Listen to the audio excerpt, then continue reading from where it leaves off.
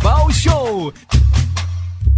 E estamos de volta com o Carnaval Show nesta quarta-feira.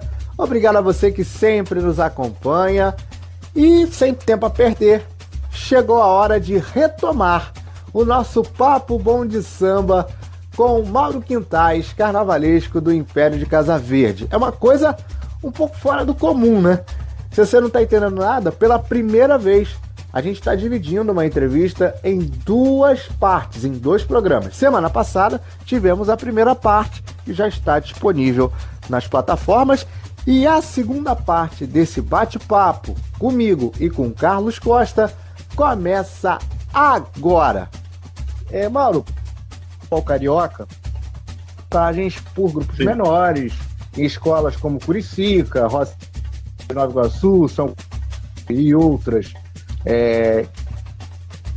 Pergunta é baseada num outro desfile do Império, aquele de 2012, sob Dona Ivone Lara, um desfile lindo que a gente foi injustiçado com o vice-campeonato. Das dificuldades, e todo mundo sabe, ultimamente o de acesso e dos grupos menores sabe, dificuldades em fazer carnaval nesses grupos. Mas conte os ouvintes da Rádio Show do Esporte, conta como é que é superar esses desafios estruturais, etc. Como você soube tudo isso? Bem, eu quando saí da Mangueira, eu consegui o 3º lugar na Mangueira, né, junto com Wagner Gonçalves, cantando Nelson Cavaquinho. E esse 3º lugar da Mangueira, depois de muito tempo, foi a única vez que a Mangueira voltou. A Mangueira só volta nas campeãs com o campeonato do Leandro Vieira. Então, também é um orgulho muito grande ter podido passar pela Mangueira, falar de Nelson Cavaquinho. E aí, quando eu saí da Mangueira, o próprio presidente Ivo Meirelles falou: Mauro, a gente vai ter que fazer a troca, porque, enfim, a escola é meio complicada, coisa e tal, aquela coisa, vocês vão sair, mas eu vou conseguir um trabalho para você. Falei, tranquilo, não tem problema nenhum. Eu sou um amigo pessoal do Ivo, eu tenho um carinho muito grande pelo Ivo. O Ivo cumpriu comigo todos os compromissos, não só financeiros, mas também dentro da escola como estrutura. E aí ele me indicou para o Império Serrano, que era um momento que a escola estava se renovando, ia ter uma eleição, e a chapa tinha como presidente o diretor de bateria consagrado, que era o Átila. E eu entro nessa chapa como carnavalesco indicado do Átila, e a chapa do Átila ganha, e a ideia que veio foi homenagear a Dona Ivone Lara, que é esse baluarte do Império Serrano, é a mãe baiana que todo ano saía. Então foi feito esse trabalho. Foi um carnaval que já estava fadado ao campeonato, sem dúvida nenhuma. Era um carnaval que foi feito para ganhar. Todas as cartas financeiras da escola a aposta foi toda feita em cima desse desfile. E aí, na véspera do carnaval, a gente descobre que a gente não ia ganhar, coisas do grupo de acesso do Rio de Janeiro. Você consegue descobrir antes do desfile que você... E aí houve toda aquela movimentação, né? Porque não tinha como perder, porque a gente apostou tudo. Era a última ficha do nosso jogo, era aquele desfile, né? Era a primeira e a última ficha, né? Que foi a estreia. E aí teve até envolvimento de prefeitura e todo mundo, e a gente não conseguiu segurar a grande puxada de tapete que foi dado em cima do desfile da Ivone Lara, que além de ser um desfile que plasticamente estava favorável, foi um desfile que foi movido de muita emoção, né? O Imperiano viu ali na Ivone Lara, naquele desfile, naquela homenagem, um grande momento do Império Serrano, sem dúvida nenhuma. Então a escola estava preparadíssima para ganhar. Acho que era incontestável o campeonato do Império Serrano. Mas perdemos, ficamos em segundo vice-campeonato, a 1/10, alguma coisa assim, por conta de um problema de manipulação de nota. Isso é fato, eu falo isso aqui e falo isso para qualquer pessoa, de manipulação de nota que deu favorável a uma outra escola, né, que era ligada ao justamente presidente da liga que tomava conta do grupo de acesso. Aí depois disso teve um desmantelamento da própria liga, Quer dizer, as consequências foram muito piores do que se imaginava com relação àqueles que estavam lá dentro comandando o carnaval. E aí, o ano seguinte, quando eu faço Caxambu, já não é a mesma coisa, porque eu repito, aí a escola já está mais debilitada financeiramente, porque gastou todos os trunfos no primeiro desfile, e aí a gente não é tão feliz com o Caxambu. Mas, com relação a Ivone Lara, foi mais uma vez que eu me orgulhei muito, e eu tenho um histórico muito bacana de homenagens, né?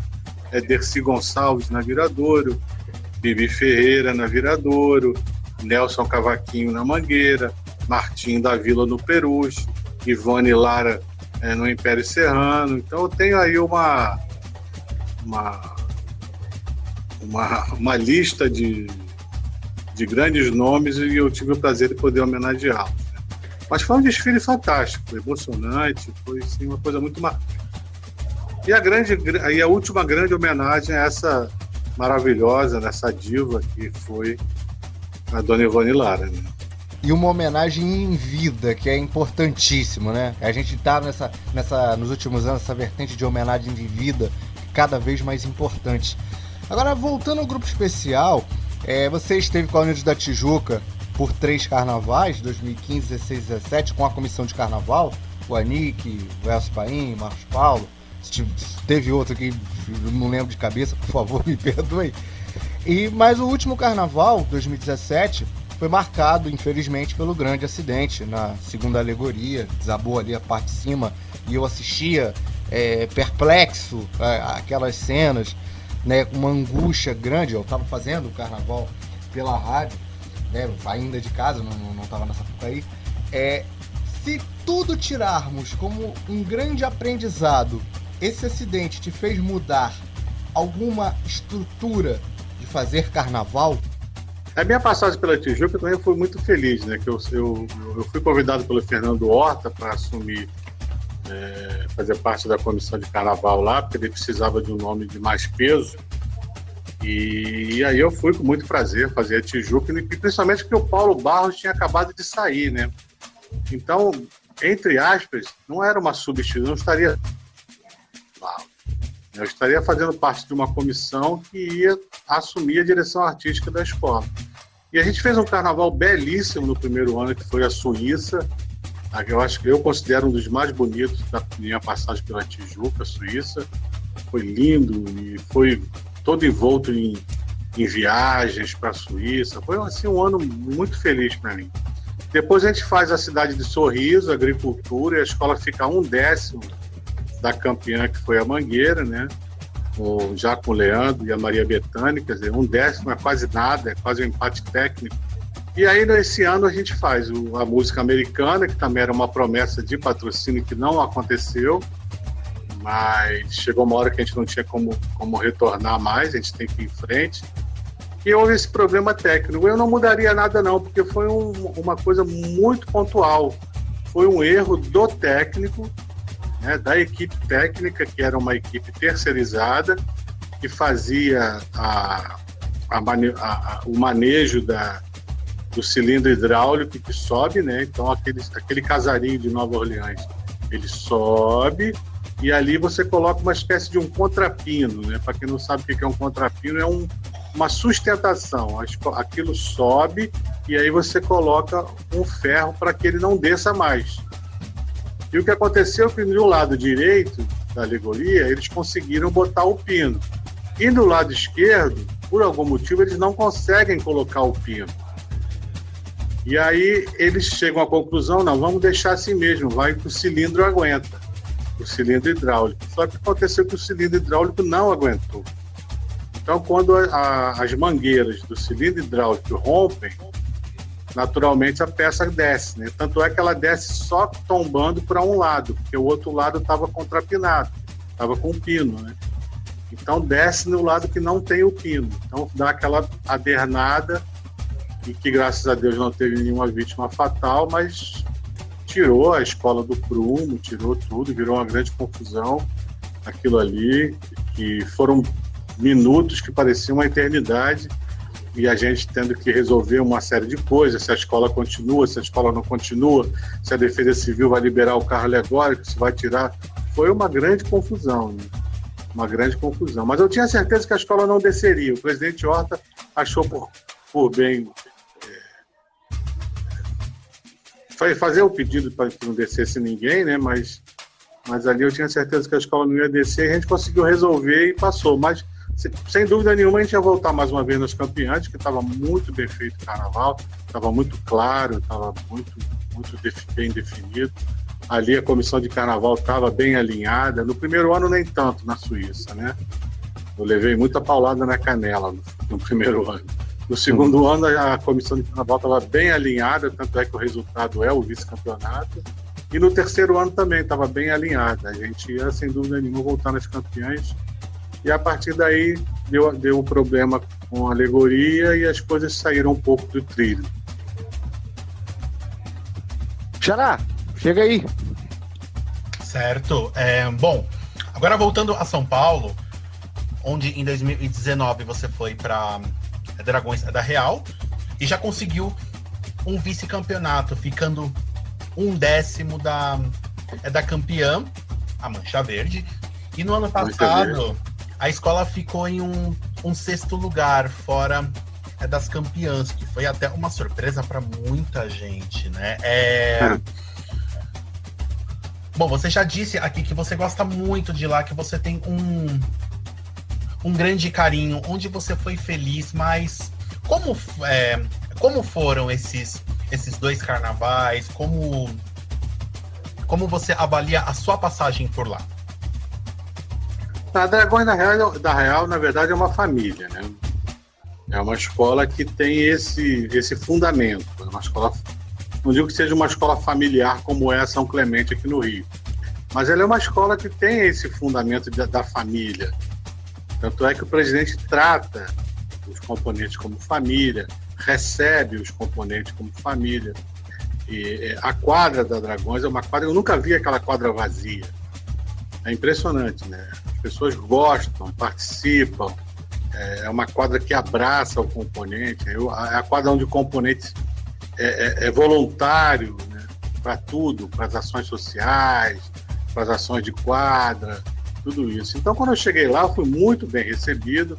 A intenção da escola era mudar um pouco esse perfil de escola com enredos mais alegres, mais infantis, talvez. Então, o presidente Tomate falou que queria uma coisa mais densa.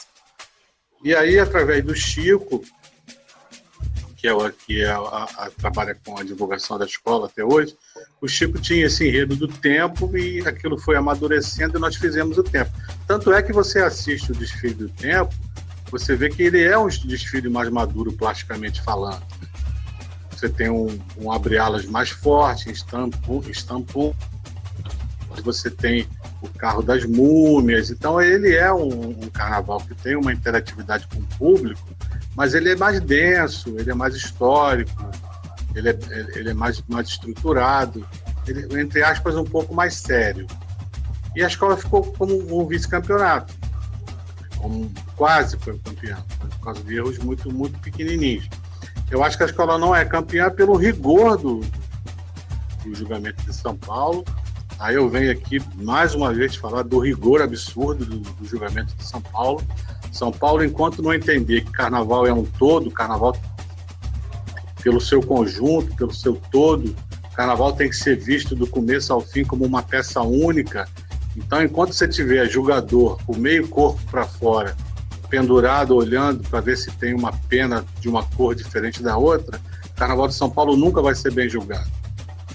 Isso tem que ser mudado com muita urgência, porque o Carnaval de São Paulo está perdendo não digo credibilidade, mas está ficando uma coisa meio chata, porque você faz um belíssimo desfile, você se preocupa com os mínimos detalhes e acaba perdendo ponto porque tem um espelho pendurado. Então, se você levar em consideração que você fica 15 dias no tempo, tomando sol e chuva, sol e chuva, sol e chuva, e você tem um espelhinho pendurado, e você tem uma alegoria de 18 metros de altura e 22 de comprimento, com uma preocupação histórica de botar o figurino certo, de botar o padrão certo, a decoração certa, a escultura certa, existe um estudo em cima de uma alegoria que não é avaliado pelo jogador de São Paulo. Então, se eu pego o Egito e coloco dentro do Egito uma figura da Guerra Civil Americana, por exemplo, se aquilo estiver bem feito, o jogador não vai dizer, não existia a Guerra Civil Americana no Egito. Então, o jogador não tem o olhar histórico, não tem o olhar da pesquisa da indumentária, da modelagem, do tipo de decoração que era feita na época. Então, o carnavalesco, o bom carnavalesco, né, diga-se de passagem, o bom carnavalesco tem essa preocupação. Não, eu não vou botar isso aqui, que isso aqui é totalmente fora do estilo. São Paulo não. São Paulo você faz qualquer coisa. Quando eu falo qualquer coisa, eu falo qualquer coisa mesmo, que eu já vi coisas absurdas passando historicamente falando em São Paulo. Mas se aquela qualquer coisa estiver bem feita, ela ganha o ponto. Ela tira o 10.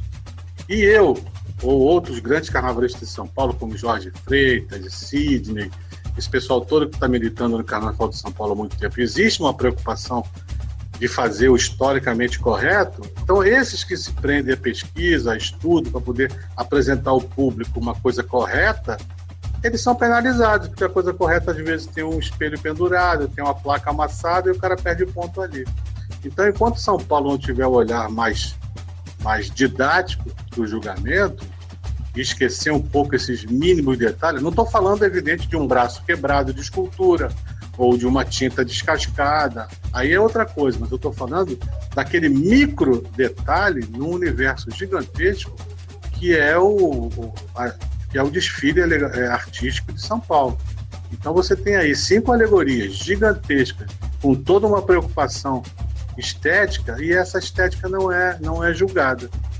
Então eu tenho até uma provocação que eu falo, até o dia que um presidente maluco fizer 5 quadrados, forrar os 5 quadrados de veludo, dar um belíssimo acabamento nesses 5 quadrados e vestir a escola toda de macacão colorido.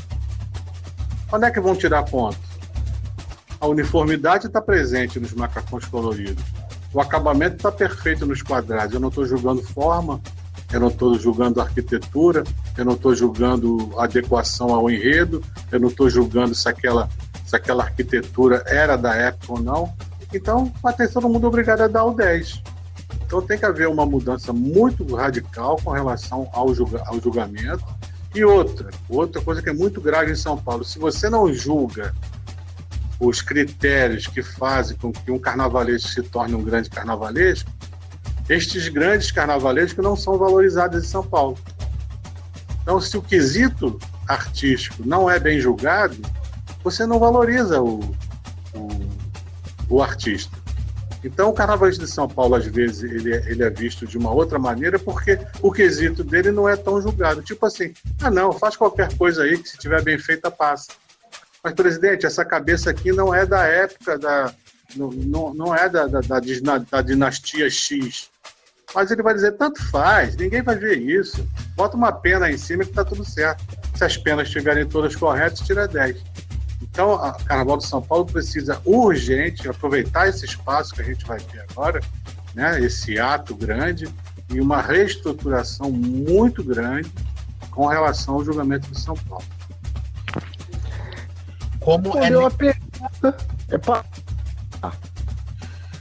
Olha, Mauro, como é necessário ouvir isso, porque o Fonseca, Carlos Fonseca, é do Rio, eu sou de São Paulo, eu vivo o carnaval aqui há mais de 20 anos também. Como é necessário ouvir esse tipo de opinião sobre o julgamento dessa cidade, que está uma coisa muito difícil? Como é aliviante ver que ainda assim existem pessoas sensatas que não concordam com esse julgamento. É necessário demais. Não tem como você concordar, porque eu repito, o resultado final disso é a não valorização da figura do carnavalesco. Porque, na verdade, o nosso quesito passa a ser um quesito café com leite. Porque tanto faz se eu coloco uma fantasia da era vitoriana dentro de um setor medieval. Tanto faz se eu boto um setor medieval dentro do Egito antigo. Tanto faz, porque o jogador não vai olhar isso. Eu participei do desfile, eu assisti dos camarotes, erros assim, absurdos historicamente falando. Aí o carnaval perde a sua função, que é cultural. Então, aquele mais carente de cultura que está sentado na arquibancada, olha a Guerra Civil Americana sendo representada por um macacão camuflado, o cara vai dizer, porra, a Guerra Civil Americana, lá no século retrasado, já usava macacão camuflado e nunca usou macacão camuflado. Quando nós fizemos a Unido da Tijuca, a gente fez uma pesquisa profunda sobre a Guerra Civil Americana para poder recriar os uniformes da Guerra Civil Americana no abre-alas da música americana, naqueles tambores. Ali foi uma pesquisa profunda para saber quem vestia o uniforme, quem tocava os tambores rufando durante a batalha, qual era o uniforme que eles usavam. Então, essa preocupação não existe em São Paulo, né?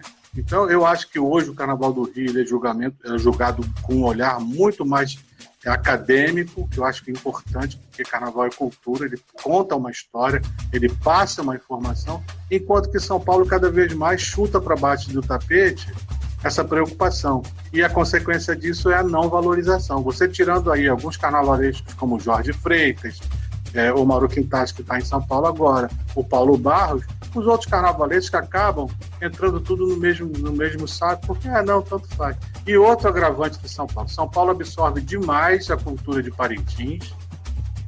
São Paulo absorve demais a mão de obra de Parintins, o que eu acho, por um lado, muito bom, mas não se pode deixar que Parintins recrie Parintins no Carnaval de São Paulo. Parintins é uma festa de Parintins. As pinturas fluorescentes, as esculturas todas com caras do índio. Agora, você pega essa mesma coisa e traz para o contexto de São Paulo, é outra coisa, é outro desfile. Então, se você olha algumas escolas de longe lá no terreno, você acha que é tudo uma escola só, porque todo mundo usa a mesma tinta fluorescente, todo mundo faz a mesma escultura indígena, todo mundo faz aquele cabeção, todo mundo faz as esculturas sem a testa, porque é uma cultura de Parintins que é imposta em São Paulo e não existe um cuidado. O carnavalesco é um diretor de arte. Ele vai pegar aquela mão de obra de Parintins que é excelente, que é maravilhosa, são artistas assim que impressionam o mundo inteiro e vai dizer, esta escultura é europeia, portanto ela tem que ter fisionomias europeias. Não vai fazer um guerreiro medieval com cara de índio. Então, se você não tem um carnavalesco atuante dentro do barracão, que tenha uma visão artística, que atue como um diretor de carnaval, você vai ter sempre uma repetição. Por isso que, às vezes, o Carnaval de São Paulo parece muito igual. Aqueles bonecões, né? Tudo aqui tem aquele bonecão com aquele braço esticado para frente, fazendo movimento para lá e para cá. É muito igual, muito igual. Agora, você tem que ter apoio da sua direção, você tem que ter apoio da presidência da escola, você tem que ter esse entendimento. E às vezes é muito difícil também você passar isso. Porque para eles é confortável. Entrega na mão de Parintins que eles fazem tudo. Mas tem que ter uma direção. Eu estou falando demais, Ana. Imagina. A conversa tá agradecida. Nós aprendemos muito com você nessa entrevista, nesse bate-papo. A gente aprende muito e é libertador. Volto a dizer, como um sambista paulistano, é aliviante você ouvir essas coisas. Quem sabe essa nova diretoria é da Liga, ouça algumas opiniões e use como conselho. Assim, nós temos dentro da Liga o Jorge Freitas, que é uma voz, né? O Jorge Freitas é uma voz carnavalesca dentro da Liga das Escolas. Então isso deixa a gente um pouco tranquilo com relação a isso, né? O Jorge é uma figura muito marcante dentro do Carnaval de São Paulo e ele é uma voz que também divide comigo essa opinião que a coisa tem que ser um pouco mexida, né? Vamos dar uma paradinha agora para você curtir a nossa segunda faixa musical, onde você vai ouvir Salgueiro 2002, Asas de um Sonho, Viajando com Salgueiro, o orgulho de ser brasileiro. E na volta do intervalo, vamos para a reta final da nossa conversa com o Mauro Quintas, aqui no Carnaval Show. Até já! Carnaval Show, na Rádio Show do Esporte. E estamos de volta com a reta final do Carnaval Show dessa quarta-feira. Estamos aqui com o Mauro Quintais, né? Nessa conversa longa e já histórica aqui no Carnaval Show. E eu já vou fazer a próxima pergunta. Agora vamos mudar um pouco o assunto. Fora dos desfiles, né? Fora da pista, da Sapucaí, do AMB, vou ver um programa no YouTube, o Quintas com Quintas. Pode ser entre os nomes do carnaval. A maioria é carnavalescos. De onde surgiu Quintais? E se você pretende retomar esse projeto em... Sim, sem dúvida nenhuma. O projeto, na verdade, ele acontece 2 vezes ao ano, né? Eu gravo um bloco de 6 programas, jogo nas redes sociais e no segundo semestre eu gravo mais 6 programas, né? Mas tudo isso depende de patrocínio, de apoio. Eu não tenho lucro pessoal nisso, é evidente, né? Pelo contrário, às vezes eu até boto boa parte do aporte financeiro, sou eu que coloco. Isso surgiu da minha ida para Tijuca. Eu me vi no meio de 5 carnavalescos. Era uma equipe que era eu, Anique Salmão, Elcio Paim, Marcos Paulo, e ainda tinha o Carlos Carvalho, que fazia parte do texto. O Carlos saiu por conta de problemas lá dentro da escola. E, na verdade, por mais experiência que eu tivesse já na época, com o nome já consolidado, eu precisava aparecer mais um pouco, né? Porque a gente vive disso, né? A gente tem que estar em cena, né? O Wagner Gonçalves que fala isso. O importante é estar em cena. Então, um carnavalesco com a minha trajetória, com a minha idade, ele tem que estar em cena. E aí me veio essa ideia de fazer o talk show, esse formato de talk show, para poder jogar nas redes sociais e informar também. Então, o objetivo do programa é justamente levar a informação para aquele jovem que não tem acesso ao Carnaval do Rio e São Paulo, levar a informação lá para o interior, através das redes sociais, da internet, e acender dentro desse jovem ou dessa jovem a vontade de fazer, de conhecer um pouco mais. Por isso que eu entrevisto escultores, diretores de carnaval, carnavalescos, rainhas de bateria, destaques. Então eu tento trazer o universo do carnaval, fazer com que isso fique mais acessível. Eu trouxe uma vez uma entrevista que teve um retorno muito grande, que foi dos figurinistas de carnaval. Eu trouxe o Roberto Monteiro, eu trouxe o Bruno, eu trouxe o Rômulo, eu trouxe o João Torres, eu trouxe o próprio Jorge Silveira, estava nesse pacote. Então, para mostrar que materiais que eles usam, que tipo de papel que eles usam, como foi a trajetória.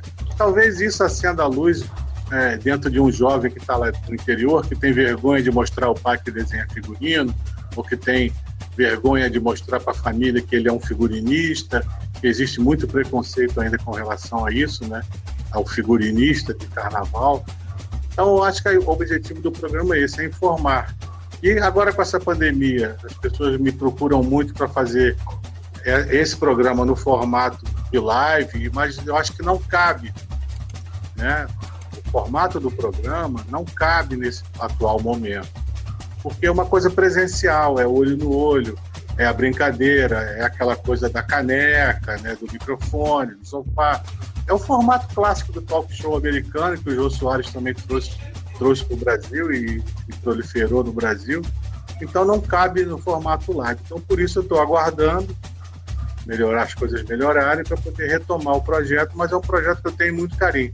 Em breve eu pretendo não fazer mais carnaval como carnavalesco, né? Isso é uma trajetória natural do profissional, e me dedicar só à apresentação do programa, fazendo aí 2 temporadas por ano, numa média de 10 programas por ano. Mas quem quiser assistir é só ir lá, Quintas com Quintais, que tem bastante coisa bacana lá, bem interessante. E aqui no Carnaval Show tá sendo 4. Né? Eu queria fazer esse trocadilho. Desculpa, Paulo. Queria fazer. Cara, chega, depois dessa, chega aí. Tá certo, então. Bom, após a sua saída da Dragões da Real já esse ano, né, você assinou com o Império de Casa Verde, quando a gente achava que tudo estava normal, né, no começo desse ano. É uma escola conhecida por desfiles grandes, seja de fantasias e principalmente de alegorias, Mas ela foi marcada no começo do ano por uma polêmica, né? Que foi uma possível homenagem ao influencer Carlinhos Maia. Isso chegou até você? Como essa notícia chegou até você? E aproveitando também, o que podemos esperar da escola para o próximo carnaval? Seja em 2021 ou em 2022, a gente ainda não tem ideia de nada. Olha só, Carlos, não é descartável a possibilidade não, hein?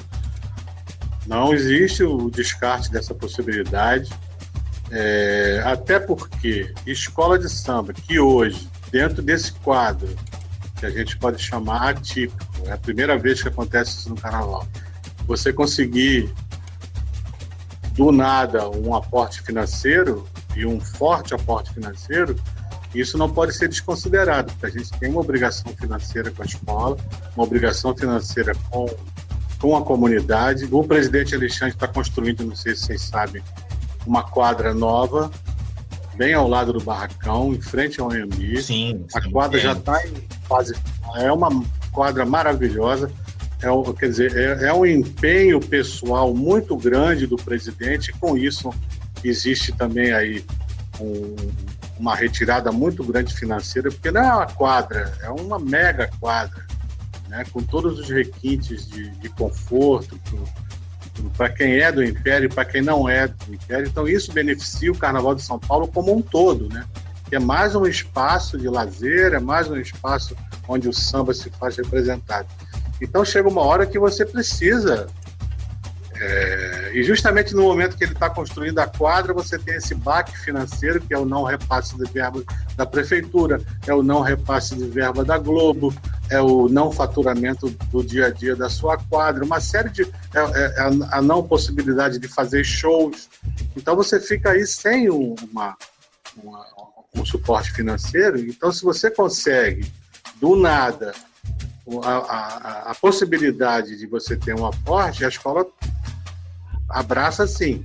Lógico que não tem nada definido, evidente que não tem nada concluído até agora, não existiu ainda nenhuma negociação direta, mas onde tem fumaça tem fogo. Agora, uma coisa eu posso te garantir, caso venha a ser alguma citação ao influenciador digital, o Carlos Maia, é evidente que ele não vai ser o enredo principal. Até porque não existe conteúdo suficiente, né? Eu vou certamente trabalhar alguma coisa, né? Como fiz por exemplo, eu fiz uma homenagem ao comandante Rolim, que era presidente da TAM, e a repercussão no Salgueiro foi muito parecida com essa, quando se falou em Carlos Maia. Poxa, vai falar de comandante Rolim? Não, eu contei a história da aviação, contei toda a história da aviação e culminei com a figura do comandante Rolim como grande pioneiro da aviação. Entendeu? Então, caso venha a acontecer, repito, não tem nada definido, até porque o momento não é o momento de negociar nada agora, mas caso venha a ser feito, certamente não vai ser uma homenagem ao influenciador digital. Vai ser um enredo sobre algum assunto que dialogue com essa posição dele de influenciador digital, que no final culmine com ele, ou que ele apareça no meio do processo. Não vejo problema nenhum nisso, até porque eu já estou acostumado a fazer em redes patrocinadas. Eu fui um dos pioneiros, né, desde 99 que eu faço esse tipo de parceria.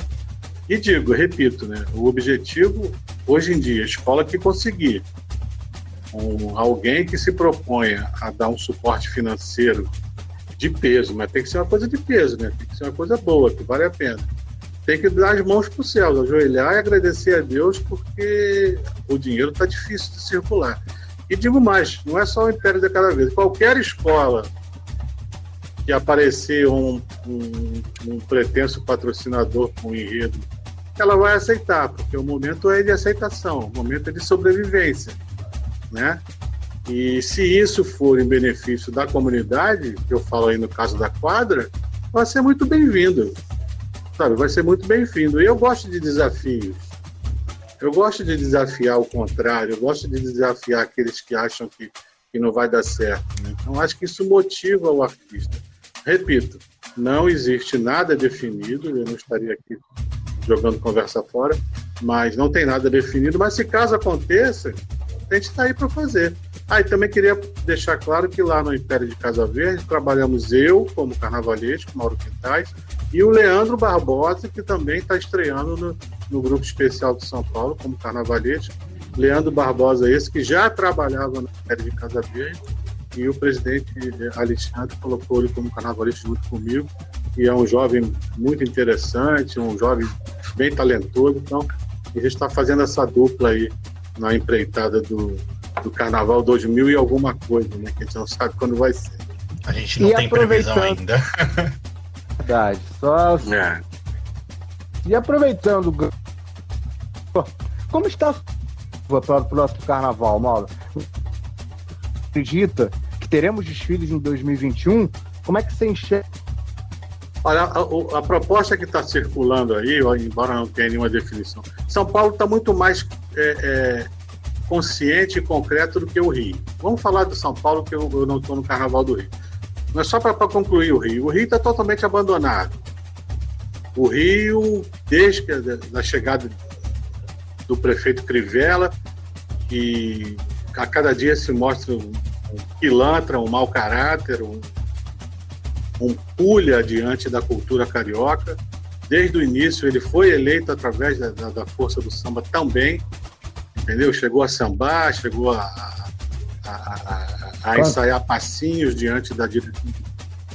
E mais uma vez o Lobo com pele de cordeiro foi o pior prefeito em relação ao carnaval, um prefeito fundamentalista que não tem a menor noção da dimensão que é, socialmente falando, a cultura carnavalesca carioca, um homem que matou o sonho de muita gente, um homem que assassinou o carnaval, e ele tem que ser, sim, como a Mangueira fez através do Leandro Vieira, ser colocado na avenida como Judas, ele tem que ser ridicularizado, ele tem que ser apontado, porque realmente foi, sem dúvida nenhuma, o pior prefeito. Eu estou falando da minha classe carnavalesca, né?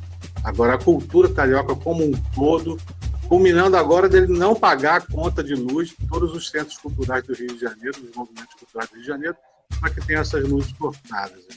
Quer dizer, um mau caráter, uma figura que só vem mais uma vez a denegrir não, que a palavra também está politicamente incorreta, né? Mas veio mais uma vez manchar a história política do Rio de Janeiro. Então, esse prefeito, que é bem capaz de ser reeleito, não duvido nada de ser reeleito, ele acabou com a cultura carnaval brasileira. A força cultural do carnaval é tão forte que resiste e vai resistir sempre a esse Crivella e a outros Crivellas que podem vir por aí. Então, o importante é resistir. Agora, São Paulo, através do prefeito Bruno Covas, a coisa já está muito mais tranquila. Não vai ter carnaval, sem dúvida nenhuma. Eu acredito que 21, na data normal, não vai dar para fazer carnaval, mas a parceria com a prefeitura está se encaminhando para firmar a assinatura do contrato. Isso já ajuda a manter os funcionários, que a preocupação maior são os funcionários. Para eu não fazer carnaval em fevereiro, fazer só em julho, agosto de 21, não tem problema para mim. Agora, o que nos preocupa é justamente a mão de obra de base, né? A mão de obra de base, aderecistas, pintores de artes, escultores. Essa é a mão de obra que nos preocupa. Entendeu? Então, essa que nos preocupa. Então, o prefeito Bruno Covas parece que já está aí acertando com a Liga, que também está passando por uma reformulação, a Liga, né? Administrativamente falando. Então, São Paulo, talvez a gente consiga fazer um carnaval em outro formato, deixar bem claro isso, em outro formato, no meio do ano de 21, junho e julho. Talvez a gente consiga fazer um outro formato. E aí sim, quando chegar em fevereiro, que o prazo está apertadinho, mas dá para a gente fazer, a gente consegue acertar aí o calendário a partir de fevereiro. Então, São Paulo, a gente tem posicionamentos mais otimistas com relação ao carnaval, até porque a prefeitura tem uma parceria muito grande. E o Rio pena com esse infeliz, com esse inferno que é esse Crivella, e também agora o Rio acena com a possibilidade da eleição do Eduardo Paes, que é uma pessoa que entende que o carnaval tem a sua relevância cultural e que as pessoas defendem disso, e que também entende que o carnaval, do mesmo jeito que o próprio Crivella entendeu, consegue eleger as pessoas, que existe uma gama muito grande de votos dentro do carnaval. O Crivella viu isso, se jogou, conseguiu os votos do samba e depois traiu a classe. E o Eduardo já tem um carinho maior, até por ser um grande portelense e tudo isso. Mas São Paulo, então, a princípio é isso. No fevereiro não vamos ter nada, e no meio do ano talvez um carnaval com um outro formato, talvez um pouco menor, né? Não sei até que ponto a gente vai estar com relação ao distanciamento social, porque carnaval é uma coisa de aglomeração, não tem jeito. A estrutura carnavalesca, ela é de aglomeração, de arquibancadas, de desfile. Então é um momento muito difícil, muito delicado, requer muita atenção nas ações, né? Tanto o Rio quanto São Paulo. Agora, São Paulo eu acho um pouco mais frágil com relação à festa carnaval. Acho que não faz... Para ser mais objetivo, eu acho que carnaval em São Paulo não faz tanta falta, caso não venha a ter. E no Rio já faz mais falta. Então, retomar o carnaval de São Paulo talvez seja mais difícil. Coisa que para o Rio não vai ser tão difícil. O povo está querendo sambar. Então, a gente está aí atento a tudo, mas tem definição. É evidente, se for fazer um carnaval menor, no meio do ano, a gente vai guardar um enredo bacana para a retomada, né? Para o carnaval 22. Aí vai vir com uma força muito grande. Mas hoje tudo é incerteza. Graças a Deus, até por uma questão de competência, de administração, o presidente do Império da Casa Verde está cumprindo o seu contrato normalmente, porque eu acho que esse é o diferencial de um grande presidente, né? Ele entende que se contratou você para fazer um 21 e acontece uma tragédia dessa no meio do caminho, ele tem que manter os contratos. Então, eu aqui aproveito o espaço que vocês estão dando para agradecer ao presidente do Império da Casa Verde, o Alexandre, né? Mais conhecido como Tetinha no mundo do samba, por ter essa consciência de que os profissionais precisam sobreviver, independente de pandemias ou não. Senhoras e senhores, queridos ouvintes, estamos para concluir, Xará. Deixa eu só concluir, que a gente está com o tempo já apertado. Para concluir uma entrevista histórica com o Mauro Quintana, carnavalesco do Império de Casa Verde. Mauro, em nome de não só aqui do programa, em nome de toda a equipe da Rádio Show, agradecer ter aceito esse convite e por ter nos proporcionado simplesmente essa aula para nós aqui. Foi uma honra. Não, Carlos, acho que simplesmente eu estou expondo a minha experiência. Agora, eu estranhei muito que as minhas entrevistas, as minhas lives, todas são pontuadas de muito humor, né? E não sei por que nessa eu fiquei muito sério, fiquei muito didático, né? Eu quero dizer que, para não deixar essa imagem, mas eu sou um carnavalesco muito bem-humorado, levo a vida com muito humor, consigo superar todas as dificuldades da vida e profissionais com muito humor. E eu acho que essa nossa ficou um pouco séria demais. Então eu estou aguardando você me convidar para fazer outra, para a gente se soltar mais um pouco, dar umas gargalhadas e poder mostrar o lado divertido de toda essa história que a gente vive aí. Carlos Costa, Xará, foi a parceria de hoje. Bom, a única coisa que eu posso falar como um produtor de conteúdo, que eu sempre trabalho pelos bastidores, e como sambista, que hoje eu saí daqui revigorado, conhecendo muito mais. Mauro, muito, muito, muito obrigado, de todo o coração. Ficou um pouco sério, mas aí foi a gente puxando assunto e indo para lá, mas pode ter certeza que vamos chamar você de novo, que a sua história é maravilhosa, é longa, é vencedora, é uma história de inspiração para muitos futuros carnavalescos, enredistas, desse país afora, para muitos sambistas de verdade. Então, muito em breve, a gente vai conversar de novo, a gente vai dar risada, tipo, ir com novas histórias, porque hoje, só hoje, nós estamos saindo daqui revigorados. Muito obrigado de todo o coração. Eu que agradeço aos Carlos. Obrigado, a entrevista foi fácil porque eu não tinha como errar o nome, né? Não era Carlos, era Carlos. Agradecer ao Carlos, a todos os teus ouvintes, ao teu público, e dizer que estou sempre à disposição, porque a gente vive disso, de informar e de ajudar. Queria falar um pouco também na próxima, talvez, das pessoas que a gente incentiva, dos carnavalescos que a gente joga no mercado, que eu acho que o carnavalesco não pode ter medo da concorrência. Ele tem que incentivar a concorrência, porque é a concorrência que motiva a esse carnavalesco a seguir em frente, a procurar um melhor caminho, a se envolver com gente jovem, a estar sempre antenado, e porque o novo sempre vem, isso é fato. Agora, você tem que estar preparado para o novo. Eu fiquei muito feliz de poder falar com vocês, estou muito grato a tudo isso e feliz mais ainda em ter podido corresponder com a expectativa de vocês. Carnaval Show terminando por aqui, agradecendo a você pela companhia e audiência em mais uma quarta-feira e, nesse caso especial, nas duas últimas quartas-feiras que, sem dúvida, já são históricas.